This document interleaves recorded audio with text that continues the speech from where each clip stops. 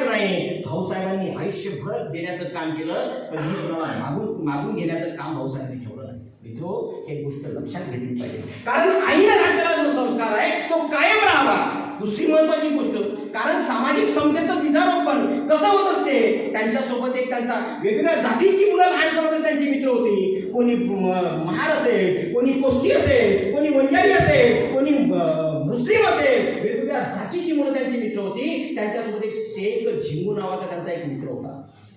हा शेख झिंगू जो होता, एकदा काय झालं की शाळेतून पडत असताना बाबळीचा जो काटा आहे शेख झिंगूच्या शर्टात टाकला आणि शर्ट पूर्ण फाटून गेले आणि शेख झिंगू रडायला लागला.